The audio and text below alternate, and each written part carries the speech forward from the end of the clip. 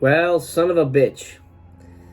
Son of a bitch. Son of all the bitches. I never thought I'd say this. I never thought I would. But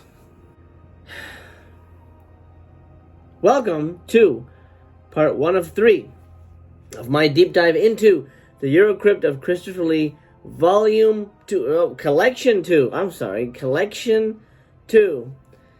Is this a big old box of poopy diarrhea? Yes! Yes!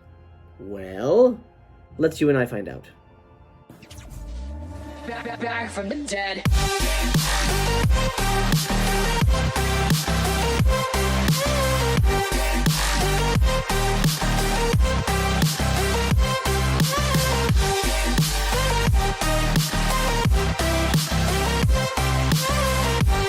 First off, let me thank my subscriber, Scott, also known as Barnabas Collins. You've probably interacted with him in the chats every once in a while.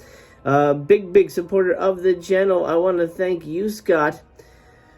Should I thank you? I don't know. Maybe those at home should thank you for allowing me to review this box set. Scott, this is Scott's box. And he said, hey, MC, I'll send you the money, you order it, you get it first, you review it, and then send it off to me. So I'm shooting through this so that Scott could have this in his collection, because I don't expect to want to have this in mine. But I may be mistaken. Now, this is, of course, 1 of 3. I'm breaking up this box set into 3 episodes so that we can all digest it in a leisurely manner. Today, I'm talking about the films The Secret of the Red Orchid and The Dark Places, or just Dark Places, I should say. Let's open this up. I did a full unboxing on Patreon, so I'll skip all those details. But let's go with the 2 movies I've selected for this episode. In the middle here. Dun, dun, dun. Here we go. This is what we're talking about today. Secret of the Red Orchids, and Dark Places. Oh man, did they succeed in telling competent stories? Was Christopher Lee actually in these movies? Let's start here.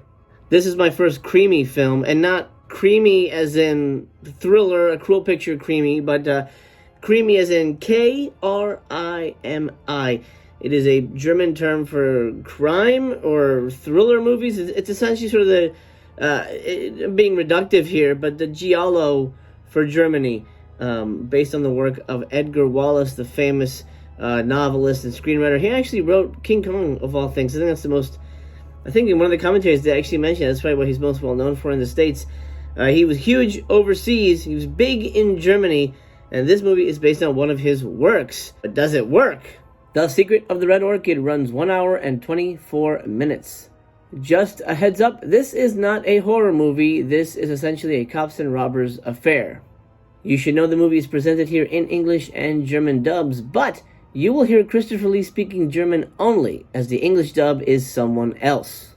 Sadly, Christopher Lee takes a supporting role yet again, but he has more to do in this one than he did in any of the films in the first box set. Here he plays an FBI agent who teams up with a Scotland Yard detective to take down a ring of blackmailers.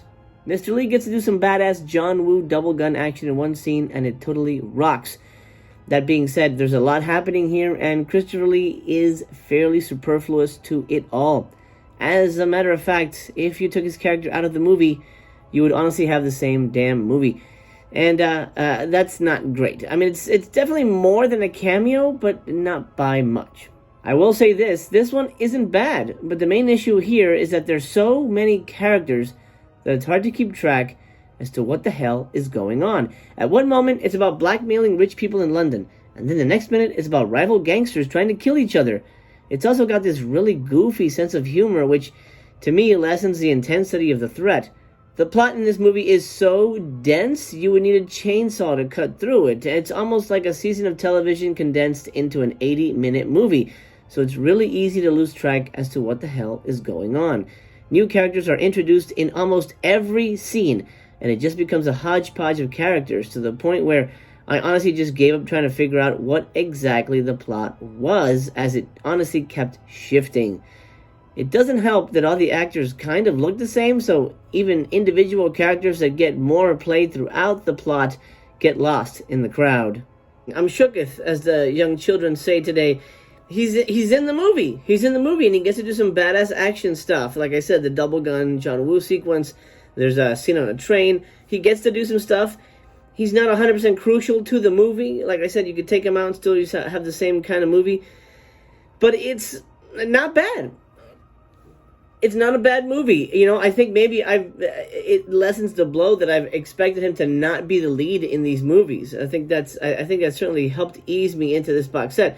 You know, silly me, a Christopher Lee box set, why would I expect him to be the lead? You fool! Not a bad movie, but it's just so convoluted, and there's so much happening. Like, wait, what is happening now? Who is this guy? What is going on? That, obviously, it bears a second viewing. Not that I want to give it one. Well, actually, I did with the commentary, but I feel that's different. Now, we'll talk about special features in a second. Overall, not a bad movie. Oh my god! Wow! Secret of the Red Orchid. I'm going to go with 3 stars on this one. Not amazing. Not terrible. It was okay. It was a good little movie. Is it worth owning? No. Let's talk special features, though. Friends of the channel, Nathaniel Thompson and Troy Howard show up for a non-stop commentary track that focuses on almost every actor on screen. It is chock full of facts, almost too many to keep straight in your head. And in my opinion, it kind of becomes a soup of information. They do spend a considerable amount of time talking about other creamy movies as well. You get a second commentary track on here just for shits and giggles. You get Kim Newman and Barry Forshaw, 2 British experts, 2 lovely ASMR voices. And this one feels more like a conversation between friends as opposed to an info dump. And it focuses on Edgar Wallace's work as well as sort of the fandom in general. 2 commentary tracks and a trailer is all you get special features-wise for this 3-star movie. Again, it is a crime thriller, not a horror movie, so if you're going expecting this Eurocrypt to be full of scary movies, it's not. It's not a scary movie, but it's a good one. It's not a bad movie. I think you'll enjoy it. You walk away going, oh, okay, that was cool. And, you know, Christopher Lee gets to kick ass in it. Okay, fine, great. It doesn't get a ringing endorsement, however, but it's okay. But speaking of ringing endorsements, let's talk Dark Places, the second movie we'll be discussing today, featuring the works of Christopher Lee, and yes, he's still a supporting actor in this movie.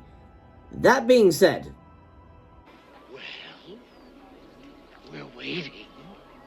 this is a good fucking movie.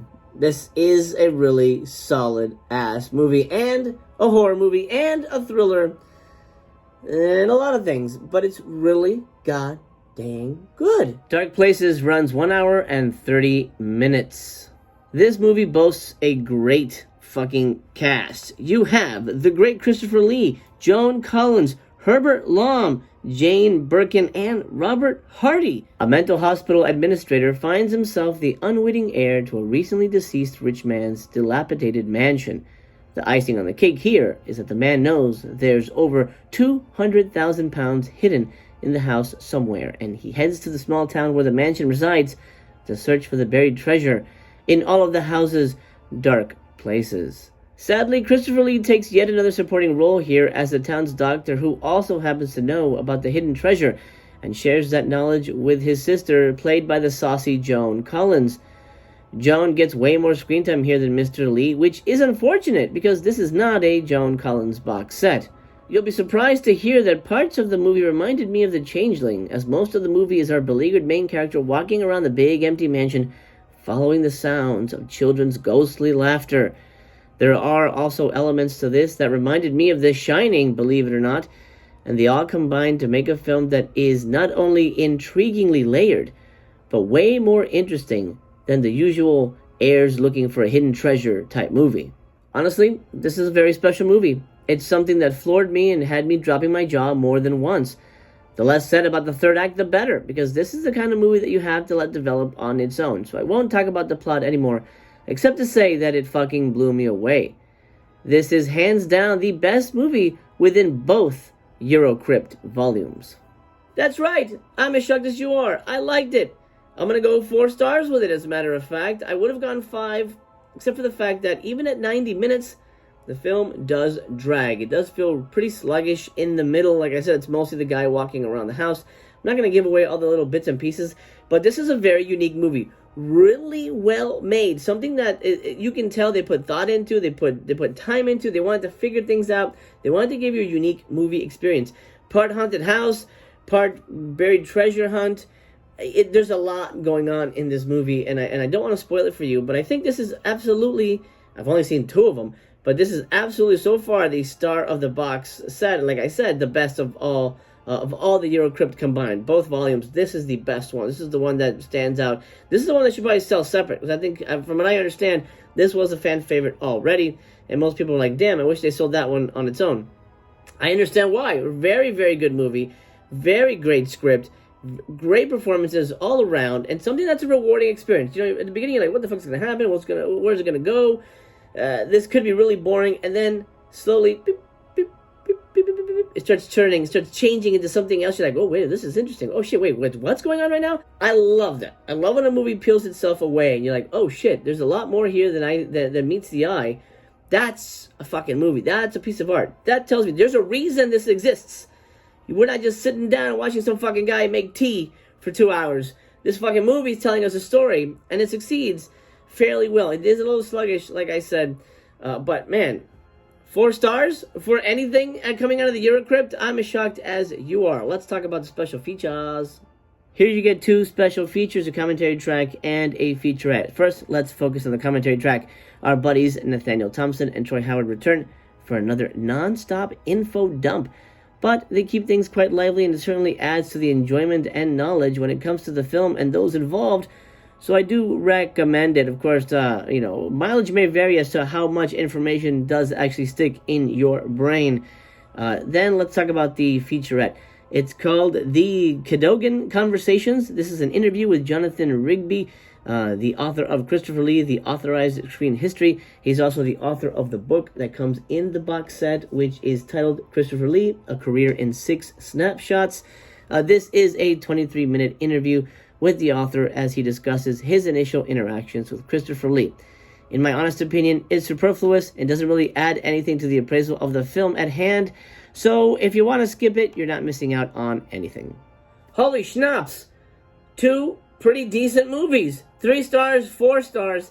My God, I don't know what to say. I'm speechless. Scott, there you go. 2 good movies in the box set, my man. Hope you and the wife enjoy them as much as I did. Maybe more. Hopefully more. But we're not done yet. We still have 4 more movies to talk about. Yes, we still have 4 more movies, which means 2 more episodes. Let's retire these 2, and I'm happy to say I enjoyed them. And let's go to the box set here. Let's dig into our Eurocrypt and find out what's coming up in the next episodes. I've decided to do themes so that they all have something in common. This was the kind of like the sort of the standalone thrillery kind of movies that I wanted to kind of kick things off with. I wanted to save this for episode 2 because I feel like these are probably going to hurt the most. These are Christopher Lee's vampire comedies. Oh my God, I'm already throwing up in my mouth. That's episode 2. Episode 3, because there is only one more movie. Well, technically one more Amray. Episode 3 will focus on this, but there's 2 movies here. You get Murder Story and then Mask of Murder. So this is the murder double feature, and that's going to be also covering the booklet and my thoughts on the book as well. So stay tuned for the final episode covering this. Ooh, but next episode, oh Jesus, I can't imagine that won't hurt. But for now, I'm going to gently close the Eurocrypt to end this episode. Thank you for joining me for part 1. What a shock. I'm as shocked as you. Not bad movies. Sure, Christopher Lee's barely in them, but at least the movies were good. And honestly, at this point, fine. Just give me good fucking movies, right? Let's call it a day. Thank you for joining me. Again, thank you to Scott for making this possible. And thank you so much for watching. Remember to leave me a thumbs up on your way out the Dizor. This is your friendly neighborhood Mastercast. I love you very much. As a matter of fact, I think you're a peach. That's a good thing. That's a peaches are delicious. And they look like butts. So you look like a delicious butt. I'm gonna leave it there. Thank you so much for joining me. I hope to see you again. But for now, signing off.